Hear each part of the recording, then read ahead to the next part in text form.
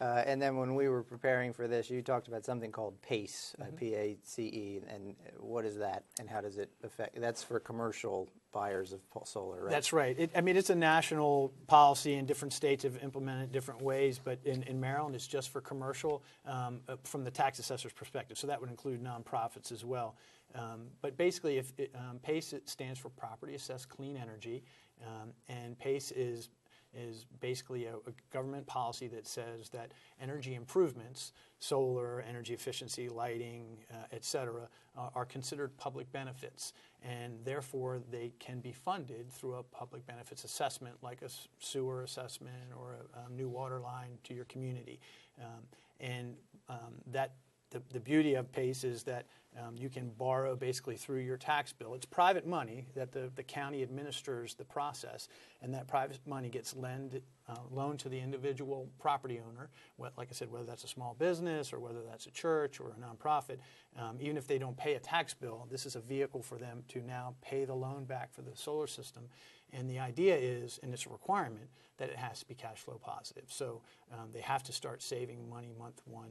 And that asset is now part of the building. If the building gets sold, the balance on the loan and the asset go with the building. So this is really huge breakthrough for small commercial buildings, because the third-party ownership model, while it serves the residential community very well because you can lump a bunch of houses together and sort of treat them like the same asset. On the other hand, you have large commercial solar systems where there's third parties that own those. But these small systems have been really left out of the solar opportunity because the due diligence that's required for these third-party financiers is really significant for such a small system. They've just sort of left them out. So PACE is going to be huge for that.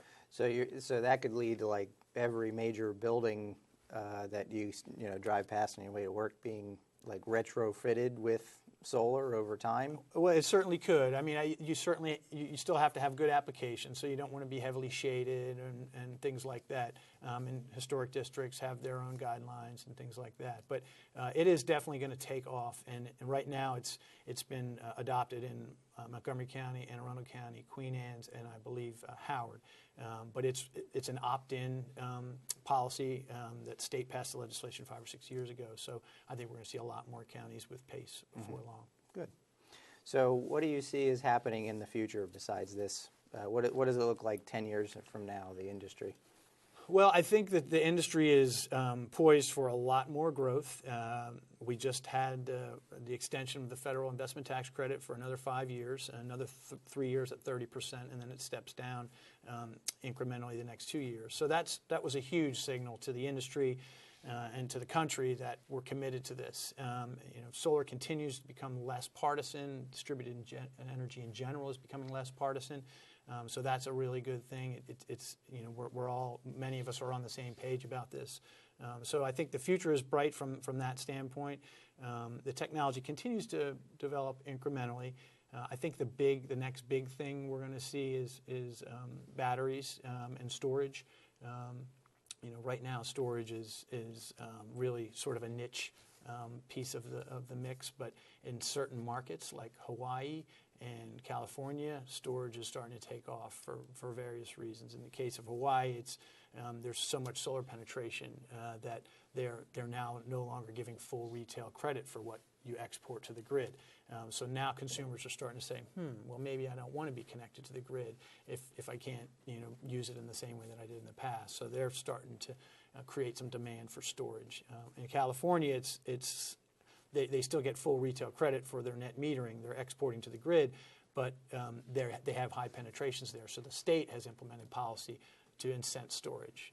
And right now, I would say we're at where solar was 5 years ago on the development curve for storage. I think we're going to see really significant breakthroughs in the cost of storage going forward. So that's storing, for lack of a better word, layman's terms here, energy that runs your house. That's right. It's basically batteries. Yep, and you need an inverter to convert that from DC to AC so you can consume it. But so just like you put a little battery in a hair dryer, you'd have a battery big enough to heat your water, turn on your lights, everything. Right, that's the idea. Now, right now, where we're not doing a lot of storage, but we are installing some, and folks that are seeking it generally are looking for just their critical loads. For example, so during a power outage, can I run the refrigerator and the heat pump and other critical loads? But I think as storage gets more cost effective, we'll start to see more people at least consider cutting the cord and basically being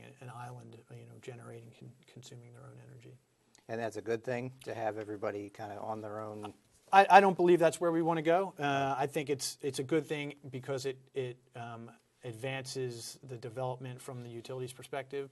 Because you have to recognize that distributed energy is impacting an existing entrenched business. So there's understandably a lot of resistance. But technology breakthroughs and game-changing things like storage will, I believe, accelerate more cooperative policy so that we can get to a point where distributed and centralized generation can be continue to be complementary. Mm-hmm. And there's a lot of discussions on politics and so forth, state level, federal level. You're going to something later today that we got to get you to. That's right. Annapolis, I'm heading to Annapolis after this. The Senate Finance Committee is hearing several energy bills, but the one big one is the Renewable Portfolio Standard. In Maryland, we have a requirement to achieve 2% solar by the year 2020. And this bill includes other renewables, but the solar portion would increase that goal to 2.5% by 2020. Mm-hmm. Okay, good. And then as far as your company, so there's solar energy. There's something called solar thermal that you do. What's that? Solar thermal is actually the old, mature kind of solar energy, and it's actually quite a bit more efficient per square foot than solar electric or photovoltaics, which we mostly hear about these days. But solar thermal is primarily used for water heating. It can be used for space heating and pool heating and things like that. But the majority of solar thermal in Maryland is used for water heating. And it's a good application for folks that have an expensive form of water heating, which electric or oil are. Typically natural gas is on the other end of the spectrum. And if they have a large load. So a large family on electric water heating should definitely consider solar water heating before they consider solar electric. I have both on my home, and they both produce excellent returns. Sounds like you act essentially like a consultant to a given resident. Well, your house is facing this way or more wooded, so you should do this versus that. Absolutely, yeah. And I think a consultative approach is very important because this is not one size fits all, and every home is a little bit different, and every business is a little bit different, not only in how they use energy, but what kind of application for solar that they present. Okay, good.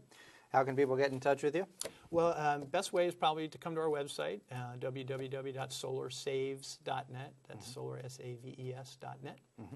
Okay, good. Great. Thanks for coming on the show. My if pleasure. Anybody reaches out, we'll get them in touch with you. Appreciate it. That's good information. Thank you. All right. We're going to take a break. Again, my name's Brian. You're watching Your Future, Your Finances. Thanks for watching.